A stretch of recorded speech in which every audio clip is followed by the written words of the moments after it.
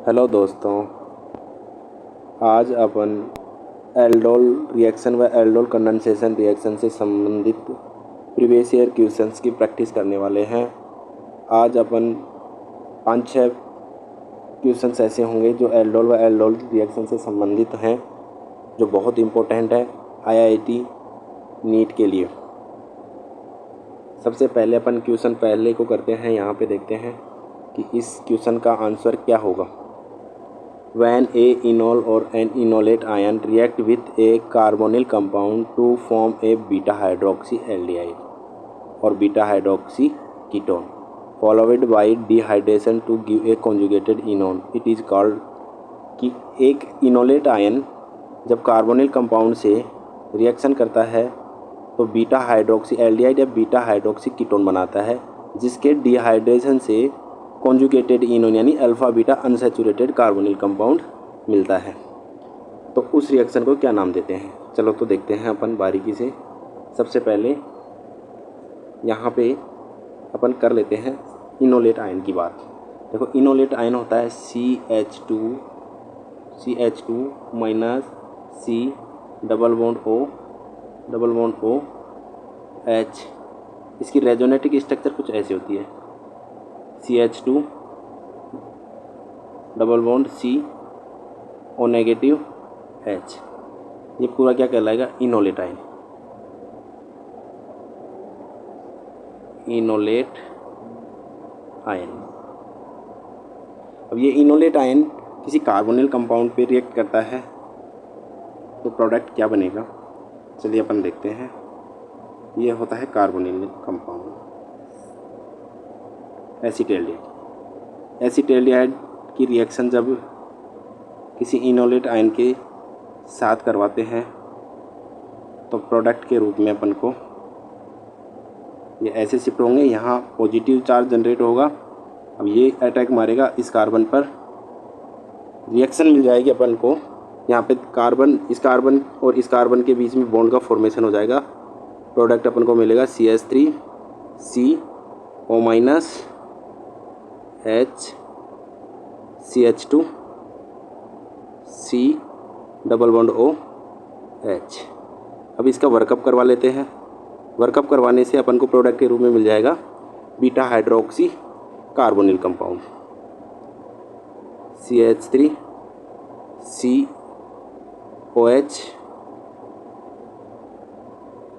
CH2 C double bond O CH। ये मिल गया अपन को बीटा हाइड्रोक्सी कार्बोनिल कंपाउंड। अब उन्होंने बोला कि बीटा हाइड्रोक्सी एल्डिहाइड या बीटा हाइड्रोक्सी कीटोन के डिहाइड्रेशन से अपन को प्रोडक्ट मिलता है। डिहाइड्रेशन यानी कि पानी बाहर निकलना। इसकी रिएक्शन होती है बेस की प्रेजेंस में हीटिंग के साथ। तो यहाँ से देखो, ये होता है, यहाँ पे लगा होता है, ये पानी बाहर निकल जाता है। ये OH और H, ये पानी बाहर निकलेगा तो प्रोडक्ट के रूप में अपन को मिल जाएगा CH3 CH double bond CH C double bond OH। ये कॉन्जुगेटेड इनोन मिल जाता है। उन्होंने बोला है कि डिहाइड्रेशन से कॉन्जुगेटेड इनोन के alpha beta unsaturated carbonyl compound मिलता है।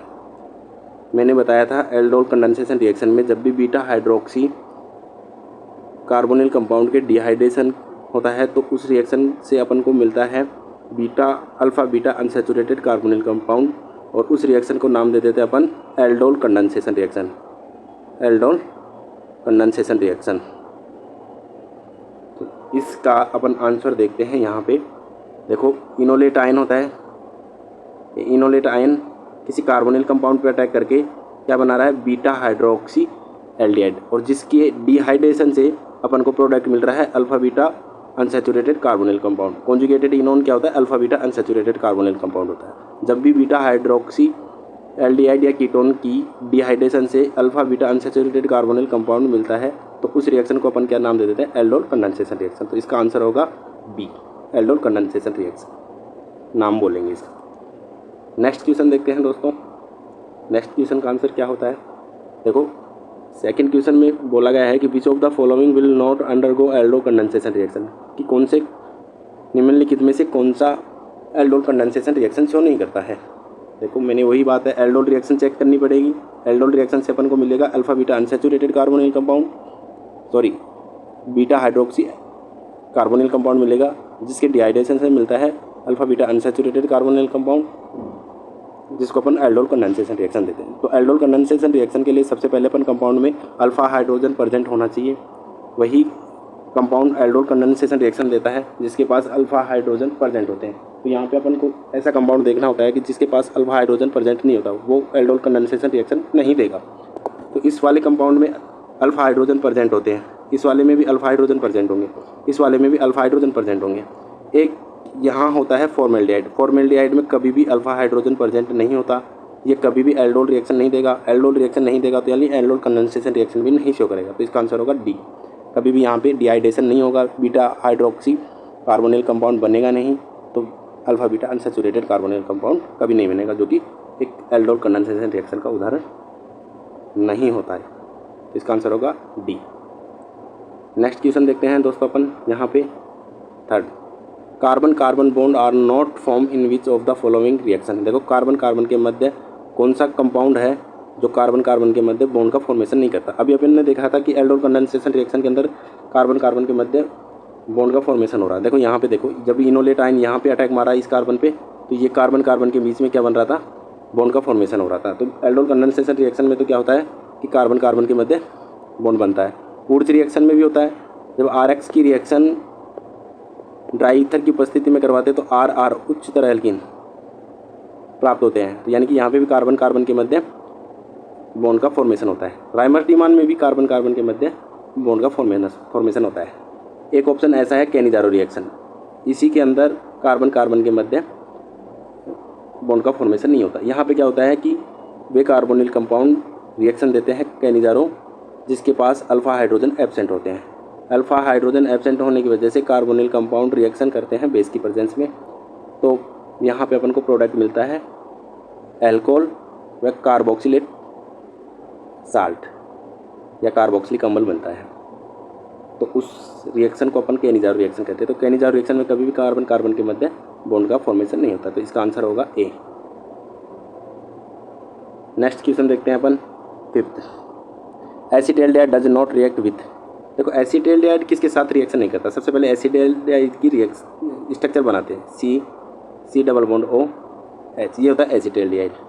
अब एसिटाल्डिहाइड में ये कार्बन देखो, ये ऑक्सीजन, ये है पाई बॉन्ड के इलेक्ट्रॉन इधर शिफ्ट होंगे, यहाँ पे नेगेटिव चार्ज जनरेट होगा, यहाँ पे पॉजिटिव चार्ज जनरेट होगा, ये इलेक्ट्रोफाइल सेंटर जनरेट होगा। अब इसको ज़रूरत होती है ऐसी स्पीसीज जिसके पास इलेक्ट्रॉन की डेंसिटी ज़्यादा होती है, यानी कि न्यूक्लियोफाइल।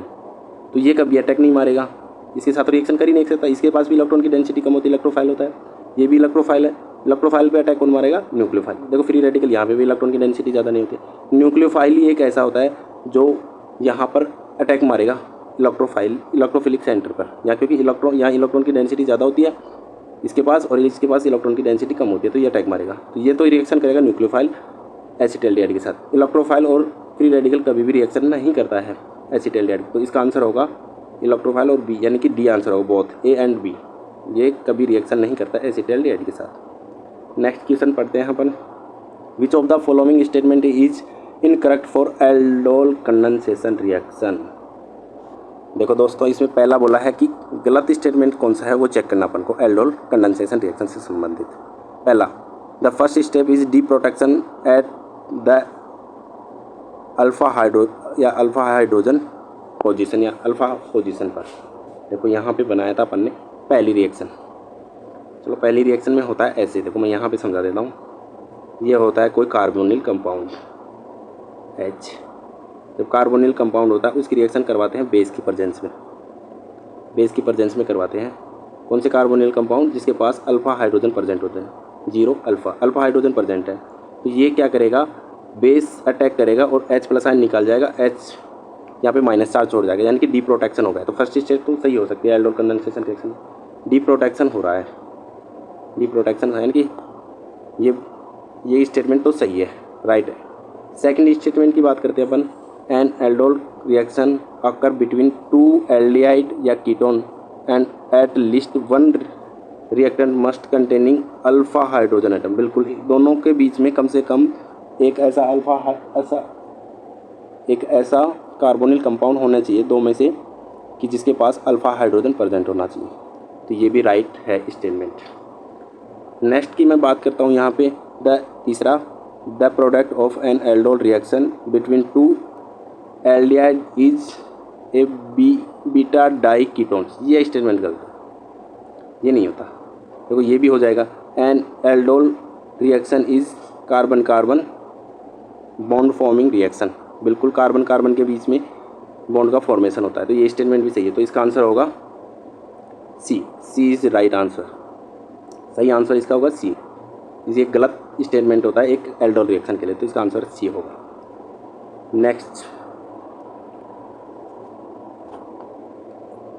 नेक्स्ट वाले में ये क्या कहता है, विच of the following compound does not undergo aldol condensation reaction. Aldol condensation reaction कौन सा कंपाउंड नहीं देता। सबसे पहले कंपाउंड में देखना होगा कि किसके पास अल्फ़ा हाइड्रोजन प्रेजेंट नहीं होते। जिसके पास अल्फ़ा हाइड्रोजन प्रेजेंट नहीं होगा वो कभी भी एल्डोल कंडेंसेशन रिएक्शन नहीं देगा। तो देखो इस वाले में भी अपने पास अल्फ़ा हाइड्रोजन प्रेजेंट होता है, इस वाले में भी अल्फ़ा हाइड्रोजन प्रेजेंट होता है, इस वाले में भी अल्फ़ा हाइड्रोजन प्रेजेंट होता है। बेंजल्डिहाइड की स्ट्रक्चर कुछ ऐसे होती है।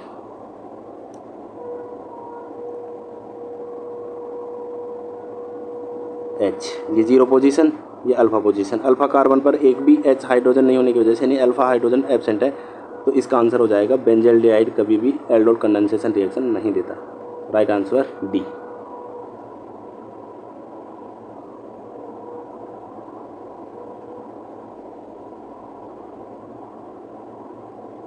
चलो दोस्तों नेक्स्ट देखते हैं अपन यहाँ पे, विच of the following will undergo self aldol condensation reaction. कौन सा ऐसे कंपाउंड है जो सेल्फ एल्डोल कंडेंसेशन रिएक्शन देता है in presence of base. NaOH क्या होता है, बेस। देखते हैं यहाँ पे, सेल्फ एल्डोल कंडेंसेशन रिएक्शन वही देगा जिसके पास अल्फ़ा हाइड्रोजन प्रेजेंट होता है। एक कंपाउंड की स्ट्रक्चर कुछ ऐसे होती है, CH2 C double bond CH C double bond OH। ये कॉन्जुगेटेड सिस्टम है दोस्तों। इसको पूरी को जीरो पोजीशन मानेंगे। अल्फ़ा पोजीशन है ही नहीं, तो यानी कि ये तो कभी नहीं देगा एल्डोल कंडेंसेशन रिएक्शन, क्योंकि अल्फ़ा पोजीशन है ही नहीं, तो अल्फ़ा हाइड्रोजन होंगे ही नहीं यहाँ पे। बीटा में ये जीरो पोजीशन, ये अल्फ़ा पोजीशन। अल्फ़ा कार्बन पर एक भी हाइड्रोजन नहीं है यहाँ पे, तो ये भी नहीं देगा।